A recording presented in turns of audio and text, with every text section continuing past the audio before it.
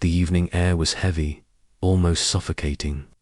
The kind of humidity that clings to your skin and makes every breath feel like a chore. I remember sitting across from her at the small, dimly lit cafe table, watching her fingers drum impatiently against the ceramic mug. My fiancée, the woman I had promised my life to, looked at me with eyes that held both fire and contempt. "You'll never find anyone who understands you like I do," she snapped, her voice sharp enough to cut through the low hum of conversations around us.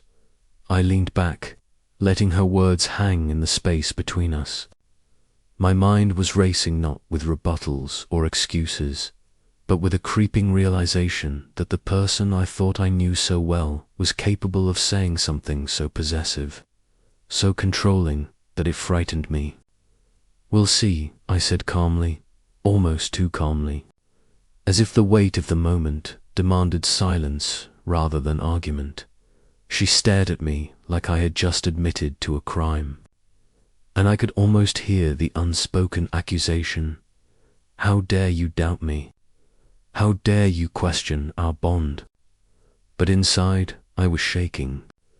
Her declaration wasn't just pride, was a challenge. One I wasn't sure I wanted to meet in the way she expected. That night, I didn't go home. I couldn't. The apartment we had shared for the past 3 years, the home I had imagined filling with laughter and future plans, suddenly felt like a cage. I grabbed my coat, my wallet, and my phone and walked into the cool night. The streets were quieter than usual, but the city still pulsed with life, neon signs flickering like tiny stars in the distance. Each step away from that apartment felt like shedding a layer of the person I had been obedient, hopeful, maybe even naive. I wandered for hours, letting the night guide me without any destination in mind.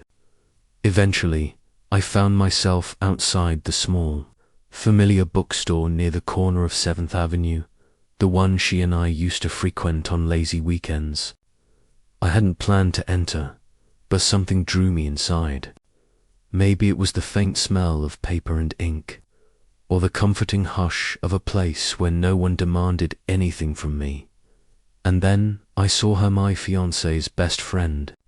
She was behind the counter, arranging a stack of new arrivals, completely unaware of my presence.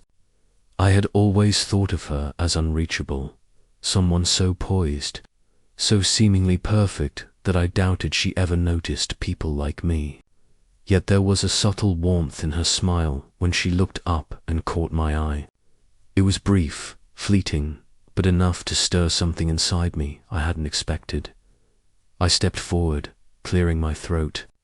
"Hey," I said, trying to sound casual, though my chest felt tight with a strange mix of anticipation and anxiety. She looked up, surprised, then smiled, a little hesitant at first. "Hey, it's late," she said softly, her voice carrying a gentle curiosity. "Everything okay?" I shook my head, a bitter laugh escaping me. "Not really," I admitted. I just needed to get out of the apartment. Her eyes softened. She nodded as if she understood completely, though I knew she didn't know the half of it. For reasons I couldn't quite articulate, I found myself telling her small fragments of the truth about the argument, about her friend's words, about the suffocating feeling I couldn't shake. She listened without interruption, just nodding, occasionally glancing at the books behind her, but her attention never wavered from me. And then, as if the universe had been waiting for this exact moment, she reached out and placed her hand briefly over mine. The contact was electric, a spark that seemed both impossible and inevitable. "You deserve better," she whispered, almost to herself. "Anyone would." I pulled back slightly, startled by the intensity of the moment. But inside, something had shifted. I realized I had been waiting without knowing it for someone to see me as I truly was, to recognize the pieces of me that felt invisible even to those closest to me. And in that small bookstore, under the dim light and among the scent of old paper, I found a glimmer of hope, something unspoken yet powerful, connecting us in a way that terrified and exhilarated me at the same time. We talked for hours, the conversation flowing effortlessly, as if we had known each other far longer than a handful of encounters at parties and casual coffee dates. I found myself laughing in a way I hadn't in months, my shoulders relaxing as though some invisible weight had been lifted. She shared stories of her life, subtle hints of the admiration she had always carried in silence, and I began to understand the depth of her affection, the quiet devotion that had never been obvious but had always existed beneath the surface by the time I left. The first hints of dawn were brushing the horizon, painting the city in muted oranges and pinks. I felt an unfamiliar clarity, a sense that leaving the apartment, leaving her, hadn't been an end, it had been the beginning of something I couldn't yet define, but that I knew I wanted to explore. Walking home that morning wasn't about returning to what I had lost. It was about stepping into the unknown, ready to confront the chaos of emotions, challenges, and unexpected love that lay ahead. The argument, the sharp words, the threat of LaSalle of it had been a catalyst, pushing me toward a path I would never have taken otherwise. And as I glanced back once at the bookstore window, catching a glimpse of her smiling, I realized that some battles, no matter how painful, open doors we never knew existed. The days that followed were a haze of unfamiliar emotions. I didn't know where to start or what to say, but I couldn't stop thinking about her, the unreachable best friend who had, in a few short hours, managed to unravel the carefully constructed walls around my heart. I realized then that leaving my fiancée wasn't simply an act of rebellion. It was a necessary step to find myself, to rediscover who I was beneath the expectations and claims of someone else. I started visiting the bookstore more frequently, under the pretense of browsing, though my mind was always elsewhere. She began to notice, greeting me with that same tentative smile, a mixture of amusement and understanding in her eyes. Our conversations grew longer, more intimate. We moved from small talk about books and music to sharing memories we had never shared with anyone else, confessions, fears, small dreams, and regrets. Each revelation drew us closer, creating a bond neither of us had anticipated. It was during one of these evenings that I first noticed how her laughter could fill a room, even a tiny bookstore, with a warmth that seemed to seep into every corner of my mind. The way she listened, not just hearing, but truly understanding, made me feel seen in a way I hadn't realized I craved. She didn't just respond to what I said. She anticipated my silences, filled the gaps with empathy and subtle humor. And slowly, imperceptibly at first, admiration turned into something far more profound, something I had once believed belonged only in storybooks. Yet, despite the growing intimacy, there was always a hesitation, an unspoken boundary neither of us dared cross. She had always been my fiancée's friend, someone intertwined with my past in ways I couldn't yet untangle. I was also painfully aware that diving headfirst into this new connection could lead to mistakes, heartbreak, or betrayals I wasn't ready to confront. Still, the pull between us was undeniable, magnetic in its subtlety, and impossible to ignore. Our first unofficial date wasn't even planned. It was a rainy afternoon when the bookstore closed early due to a sudden power outage. We found ourselves standing under the awning outside, raindrops bouncing around us, sharing an umbrella that barely shielded either of us. The city around us seemed to blur into insignificance, leaving only the two of us in sharp focus. I remember the way her eyes met mine, steady and unflinching, as if asking a question without words. Could we take this leap? I nodded almost imperceptibly, my heart hammering in my chest. And in that moment, our hands brushed, tentatively at first, then more deliberately. That simple touch, so innocent, so tentative, was like a spark that ignited an inferno of emotions I had long suppressed. I realized then that this connection wasn't about replacing the past. It was about discovering a new dimension of love, one built on authenticity, understanding, and shared vulnerability. As the weeks passed, our bond deepened. We spent late nights wandering the quiet streets, sharing stories under the dim glow of street lamps, laughing at absurdities, comforting each other through moments of doubt and fear. She became my confidant, my anchor, someone who not only accepted my flaws but celebrated them, transforming them into strengths I hadn't recognized. Yet life, as it often does, refused to allow serenity for long. My fiancée's words from that night echoed in my mind, a haunting reminder of the life I had left behind. Her challenge, once so bold and definitive, now seemed petty and fragile in comparison to the genuine connection I was building. But there were moments of doubt, glimpses of fear that I might be making a mistake, that the past would catch up with me, or that my feelings were merely an escape from pain rather than true affection. It was during one of these reflective evenings that she confessed something that stopped me cold.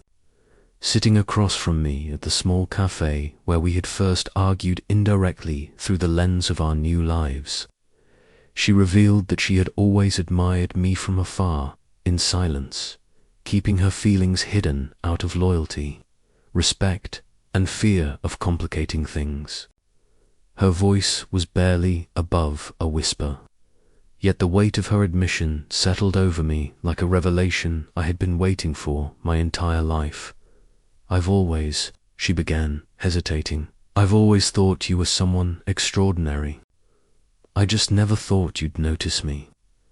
I reached across the table, taking her hand in mine, a gesture so simple yet so profound. I noticed, I replied. I notice you, all of you, every single part that's always been here. The vulnerability in that moment was electrifying. For the first time in months, I felt completely unguarded, entirely honest, and infinitely connected. The walls I had built around my heart in response to betrayal and fear melted away, replaced by a quiet, steady warmth that radiated through every fiber of my being. Our relationship was no longer about secrecy or forbidden attraction. It was about growth, discovery, and mutual respect. She challenged me, supported me, and inspired me to be the person I had always wanted to be but had never had the courage to pursue. And through her, I realized that love isn't about grandiose declarations or dramatic gestures. It's about understanding, presence, and unwavering support, especially when life tests you most. By the end of that year, our bond had been forged. Through shared experiences, heartaches, laughter, and countless nights of quiet reflection, we had grown together in ways neither of us could have anticipated, discovering facets of ourselves that only true companionship can reveal. And though the shadow of my past relationship still lingered occasionally, it no longer dictated my actions or my emotions. In her presence, I found a love I never expected, love built not on convenience or familiarity, but on choice, courage, and authenticity. And as I looked into her eyes, the realization struck me with perfect clarity. Sometimes the path you fear to take, the leap you hesitate to make, leads not to loss, but but to the most profound and transformative love of all. The following months were a delicate dance of discovery and vulnerability. Our bond had deepened, but love, as I learned, is never a straight path. There were challenges, misunderstandings, and moments when the past threatened to overshadow the present. Yet every obstacle, every misstep, became an opportunity to strengthen what we shared. I remember one evening in particular. We had planned a quiet night at my apartment, just the two of us. Takeout and the flickering light of candles casting shadows across the room. The city outside buzzed with life, but inside, the world had narrowed to the warmth between us. As we spoke, she revealed a fear I hadn't anticipated, the lingering attachment I still carried toward my fiancé, the life I had abruptly walked away from. "I worry," she said softly, her hand tracing gentle circles on mine, "that she might pull you back, that the past might lure you away from us." I took a deep breath, searching her eyes for the truth I already knew. "I walked away for a reason," I said firmly, my thumb brushing against hers. "It wasn't easy, but it was necessary. I couldn't stay in a love that was suffocating me. And I won't, not now, not with you." The relief in her eyes was palpable. Yet I realized that love isn't just about comfort or security. It's also about trust, patience, and the willingness to face fears together. That night, we didn't just share a meal. We shared our vulnerabilities, our past regrets, and our hopes for the future. By the time the candles burned low, I felt a clarity I hadn't known I was seeking. Love isn't about perfection. It's about perseverance, honesty, and shared growth. But life, as it always does, continued to test us. A year of dating wasn't without its trials. There were moments of doubt, awkward encounters with my fiancé in public spaces, and the inevitable rumors that spread through mutual friends. Each time, we confronted these challenges, head-on, leaning on the trust and understanding we had cultivated. Her unreachable nature, which had once intimidated me, became a source of strength. She was unwavering, courageous, and deeply committed not just to me, but to the partnership we were building together. One night, while we were walking along the riverbank, the city lights reflecting in the water like a constellation of tiny stars, I realized how profoundly she had changed my life. She had taught me patience, vulnerability, and the art of truly seeing another person. The warmth of her hand in mine, the easy rhythm of our conversation, the comfort of silence, it all crystallized into an understanding I had never known with anyone else. "I never imagined," I said quietly, "that leaving would lead me here, that someone I thought was untouchable would become the center of my world." She smiled, leaning into me, her forehead resting against mine. "Sometimes," she whispered, "the love you're searching for is right in front of you, hiding in plain sight, waiting for you to notice." That year of heartbreak, failed expectations, and emotional turbulence had culminated in a love that was not only unexpected but transformative. We learned to communicate without fear, to embrace imperfections, and to support each other through both ordinary and extraordinary moments. I had discovered that the heart is resilient, capable of healing and opening again when nurtured with honesty and care. Eventually, the past began to fade, not because it didn't matter, but because it had served its purpose. The argument that had once felt like an ending became a catalyst for growth. The threats of loss, the sharp words, and the lingering doubts all funneled into a new understanding of love, one that wasn't about possession or control, but about respect, empathy, and unwavering support. And as I reflect on that journey, I realized that true love often emerges from the most unexpected circumstances. It's not born from perfection or convenience. It's forged through challenges, tempered by patience, and illuminated by moments of genuine connection. My fiancée's bold claim had set me on a path I never anticipated, leading me to a love that was deeper, richer, and far more fulfilling than I could have imagined.